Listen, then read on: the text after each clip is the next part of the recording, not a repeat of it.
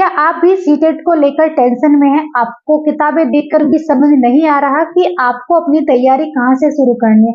तो अब आपको टेंशन लेने की जरूरत नहीं है, क्योंकि इस वीडियो मैंने सीटेट को 4 बार क्वालिफाई किया था, आप भी कर सकते हैं। बस आपको वीडियो में लास्ट तक बने रहना है और जो भी चीजें मैं आपको बता रही हूँ वो आपको फॉलो करनी है। आज का जो वीडियो है वो है सिर्फ सीटेट पेडागोजी के ऊपर, क्योंकि आप सभी जानते हैं सीटेट जो पेडागोजी होती है वो हमारी 75 प्लस नंबर की आती है, और 75 प्लस नंबर बहुत होते हैं सीटेट के लिए, क्योंकि 90 नंबर पे हमारा सीटेट पास हो जाता है जनरल कैटेगरी के लिए, और 82 पे पास हो जाता है एससी ओबीसी, ठीक है, एसटी के लिए। तो हमें ऐसा नहीं है यहाँ पे 140 नंबर लेके आने हैं या 120 नंबर लेके आने हैं, क्योंकि हमें तो सिर्फ अपना जो एग्जाम है ये क्वालिफाई करना है, क्योंकि ये क्वालिफाइड एग्जाम है, आपको पता है, इसके बाद भी आपको एग्जाम देना पड़ता है, ठीक है। लेकिन फिर भी हम इससे एग्जाम को क्वालिफाई नहीं कर पाते, कई बार हम फेल हो जाते हैं, और फिर जब हम इसी एग्जाम को क्वालिफाई नहीं कर पाएंगे तो फिर हम अदर एग्जाम की तैयारी कहाँ से शुरू करेंगे? क्योंकि तो हमारा टीचिंग एग्जाम है वो तभी तो कर पाएंगे जब हमारा सीटेट क्वालिफाई हो जाएगा। चलिए अब टाइम ना वेस्ट करते हुए अपनी वीडियो शुरू करते हैं। देखिए, सबसे पहला और सबसे जरूरी गोल्डन रूल है, आप अपने दिमाग में बैठा लीजिए कि आप एक आइडल टीचर है। मान लो कि भाई मैं एक आइडल टीचर हूँ, क्योंकि जब आपकी जॉब भी लग जाएगी तब भी तो आप एक अच्छे टीचर बनोगे। तो आपको मानना है कि मैं एक आइडल टीचर हूँ और आप बच्चे को हमेशा ऊपर रखेंगे, बच्चे के बारे में कभी भी आपको गलत नहीं सोचना है ना। कोई भी ऐसी चीज, कोई भी ऐसी व्यवस्था जो बच्चे के बारे में नेगेटिव हो, उसको आपको हमेशा दूर रखना है, ठीक है।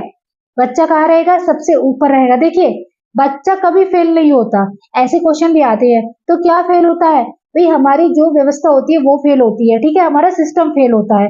ये चीज आप अपने दिमाग में बैठा लीजिए कि बच्चा कभी भी फेल नहीं होता है, बच्चे का आपको ऑल ओवर डेवलपमेंट देखना है, ठीक है। ऐसी चीजें आपको करनी है जो बच्चे के विकास में हेल्प करें, ठीक है। तो ऐसी चीजें जब आप सोचेंगे अपने माइंड में, तो जो पेडागोजी के क्वेश्चन होते हैं वो ज्यादातर आप ठीक कर पाएंगे।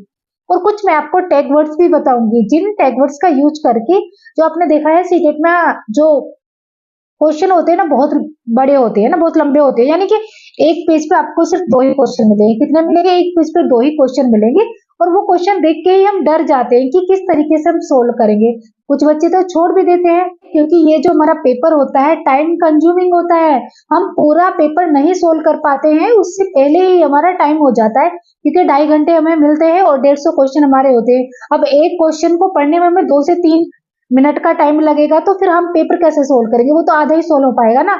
तो क्या करना है, कुछ ऐसे टैग वर्ड्स है जो मैंने आपको बताया, जैसे कि अगर आपको किसी भी क्वेश्चन में, ये मैं नेगेटिव टैग वर्ड्स की बात कर रही हूँ, केवल लिखा आ रहा है, मात्र लिखा आ रहा है, या फिर बच्चे के बारे में ऐसी कोई बात बोली जा रही है जो बच्चे के विकास में बाधा उत्पन्न करती है, या फिर बच्चे को दंड देने की बात बोली जा रही है, तो वो आपका कभी भी राइट आंसर नहीं हो सकता, ठीक है। वो आपको हमेशा गलती करना है, और आप देखेंगे आपका 99% क्वेश्चन सही जाएगा, ठीक है। बहुत जल्दी आप अपने राइट आंसर पे पहुंच जाएंगे। और क्योंकि सीटेट के जो पेडागोजी होती है बड़ी कंफ्यूजिंग होती है, बहुत कंफ्यूज करती है, क्योंकि सारे ऑप्शन ही हमें ऐसे लगते हैं ये भी सही है, ये भी सही है, ये भी सही है, ठीक है। तो ये चीज कब सोल्व होगी? जब हम ज्यादा से ज्यादा प्रीवियस क्वेश्चन पेपर की प्रैक्टिस करेंगे, उससे हमारी ये चीज भी सोल्व हो जाएगी, ठीक है। अब आते हैं पॉजिटिव टैग वर्ड्स पे। तो सबसे पहले मैंने पहले ही बताया था ना आपको, आप एक आइडल टीचर हैं और आप हमेशा बच्चे के बारे में पॉजिटिव सोचेंगे, तो जो भी ऐसी बातें हैं उसमें बच्चे के बारे में सबसे ज्यादा, बच्चे के बारे में सबसे ज्यादा उसके विकास में सहायक है, वही आपका राइट आंसर होगा। जैसे किसी भी क्वेश्चन में अगर संपूर्ण विकास लिखा हुआ है तो आपका वो आंसर होगा, ठीक है। प्रोत्साहित करने की बात की जा रही है, वो आपका आंसर होगा, ठीक है। बच्चे को कोई भी चीज प्रत्यक्ष दिखाई जा रही है ना सामने, ठीक है, तो वो आपका राइट आंसर होगा, ठीक है। बच्चे को पार्टिसिपेट करने के लिए बोला जा रहा है या वो करेगा, तो वो आपका राइट आंसर होगा, क्योंकि जो चीजें बच्चे के विकास में सहायक है वही आपका राइट आंसर होगा, ठीक है। देखिए, जब हम पेडागोजी को, आप चाहे दिन में 4 घंटे पेडागोजी पढ़ लो, ठीक है, रटोगे तो उससे फायदा नहीं है, क्योंकि जो क्वेश्चन आएंगे उसकी लैंग्वेज चेंज होके आएगी, सिर्फ क्वेश्चन आपको नहीं मिलेगा। ऐसा नहीं है कि जो आपने सेम चीजें पढ़ी हैं बुक में वही सेम चीजें मिल जाएगी, हाँ, जो कॉन्सेप्ट है वो तो आपका वो ही रहेगा, लेकिन उसके जो मतलब लैंग्वेज है वो चेंज हो जाएगी, ठीक है। जैसे जीन प्याजे का जो क्वेश्चन है, क्वेश्चन तो वो मतलब सिद्धांत तो वही रहेगा जीन पियाजे का, लेकिन आपको वहां पे कुछ उसकी जो भाषा है वो चेंज करके देंगे, और वो भाषा आप तभी पकड़ पाएंगे जब आपने जीन पियाजे के सिद्धांत को बहुत डीपली पढ़ा हो। ठीक है, तो जो ऐसे मनोवैज्ञानिक है जिनसे हमेशा 4 से 5 क्वेश्चन आते हैं, जीन पियाजे है, वाइगोत्स्की है, थॉर्नडाइक है, ठीक है, कोलबर्ग है, तो इन चारों को आपको बहुत अच्छे से, चारों के जो सिद्धांत है उनको आपको बहुत अच्छे से याद कर लेना है, रटना नहीं है, समझना है। चाहे आप 2 दिन लगाओ, चाहे आप 3 दिन लगाओ, लेकिन चारों सिद्धांतों को जो भी इन्होंने दिए हैं, ठीक है, अच्छे से आप पढ़ लो, तो आपके 6 से 7 क्वेश्चन यहाँ से ठीक हो जाएंगे। ठीक है, और एक मैंने बताया कि आप जो मैंने टेक्स्ट वर्ड्स बोले थे, और एक मैं पर्टिकुलर टेक्स्ट वर्ड्स के ऊपर वीडियो बना दूंगी जिससे आपको बहुत ज्यादा हेल्प मिल जाएगी।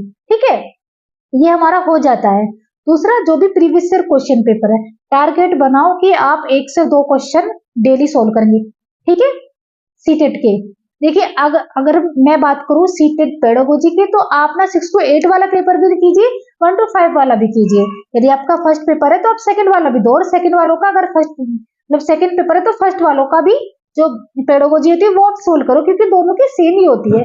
फर्क सिर्फ इतना होता है कि जो 6 to 8 वाला के लिए होता है तो वहां पे हमें थोड़े बड़े बच्चों के को लेकर सोचना होता है, और जो 1 to 5 के लिए होता है वहां पे आपको छोटे बच्चों के बारे में सोचना होता है। ठीक है, सिर्फ इतना फर्क होता है, और थोड़ा लेवल का फर्क होता है, वहां पे थोड़ा लेवल बढ़ जाता है, और जो 1 to 5 के लिए होता है वहां पे थोड़ा लेवल हट जाता है। ठीक है, तो आपको दोनों करेंगे तो आपको ज्यादा क्वेश्चन मिल जाएंगे प्रैक्टिस के लिए, और आपको पता रहेगा कि किस तरीके के क्वेश्चन सीटेट में, सीटेट पेडागोजी से पीछे जा रहे हैं। ठीक है, तो आई होप कि आपको ये वीडियो जरूर पसंद आई होगी। वीडियो पसंद आई चैनल को जरूर सब्सक्राइब करें, वीडियो को लाइक शेयर जरूर करें।